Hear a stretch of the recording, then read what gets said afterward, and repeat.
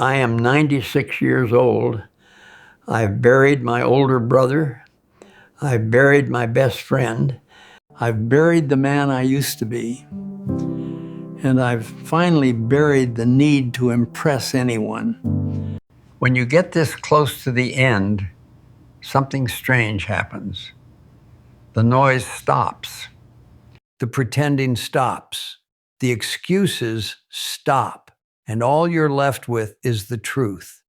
I am not afraid of dying. I am afraid of people never living. You walk around like you have a lifetime in storage, like there's a warehouse somewhere full of extra years with your name on it. There isn't. I used to think like that too. Let me tell you about a man named Thomas. This was 1983. Thomas was my business partner, sharp dresser, smooth talker, always planning. He had a phrase he loved to say. Once things settle down, I'll take my wife to Hawaii. Once things settle down, I'll start taking care of my health.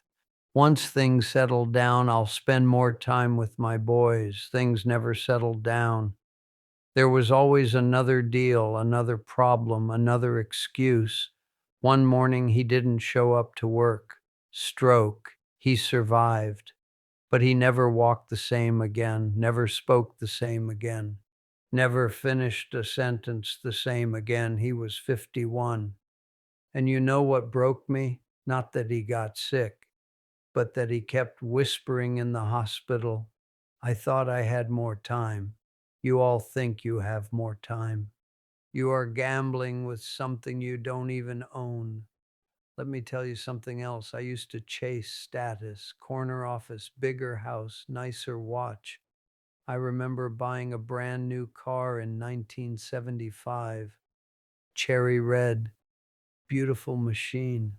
I parked it in the driveway and stood there admiring it like I had conquered something. 3 months later, it was just transportation. But you know what I still remember? The night my daughter fell asleep on my chest while we watched a thunderstorm. That memory still has color, still has warmth. The car? I don't even remember what happened to it. You're confusing possessions with meaning. They are not the same thing. I live in a small place now. One chair by the window, one photo of my late wife, one clock on the wall that ticks louder than it used to. And I finally understand something. Life is not about what you accumulate, it's about what you pay attention to.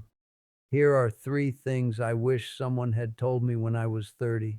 First, stop postponing joy. Do not wait for retirement. Do not wait for the promotion. Do not wait for the apology. If you love someone, say it. If you want to go somewhere, go. If you need to rest, rest. There is no perfect time. There is only time. Second, take care of your body like it's borrowed, because it is. I ignored my health for years. Too busy, too important. Now I stretch slowly just to stand up without pain. You think strength lasts forever. It doesn't. Protect it while you have it. Third, practice gratitude like it's a discipline. Every morning now I sit quietly and name 5 things I'm thankful for. The sunlight on the floor, the sound of birds, the fact that I woke up. Gratitude sharpens your awareness, and awareness is what most people are missing. You are asleep, not physically, but spiritually. You scroll, you compare. You chase approval from strangers. And one day, if you're lucky, you'll wake up at 96 like me. And you'll realize the only real wealth you ever had was time and attention and love. Everything else was decoration. I am not telling you this to scare you.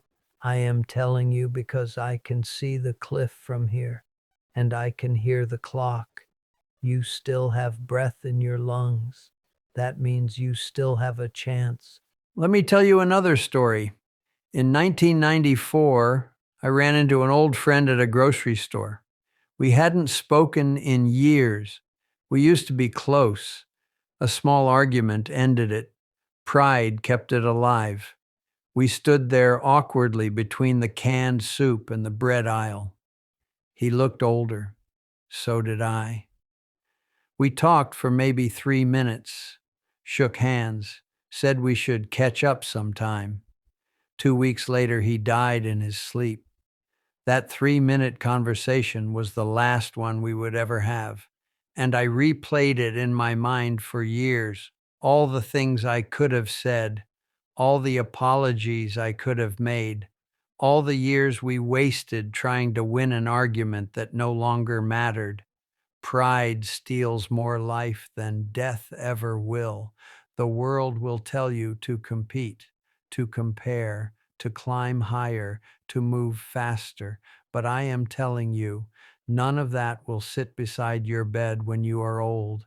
It will not hold your hand. It will not forgive you. It will not love you back. People will, moments will, ordinary days will. You don't need a dramatic life. You need a present one. Sit with your children longer than necessary. Listen when someone speaks instead of waiting for your turn to talk. Put the phone down when someone you love is in the room. These small decisions become your legacy. One day, the house will be quiet. The calls will slow down. The invitations will stop. And you will sit with your memories. Make sure they are warm ones. You still have time. Use it wisely.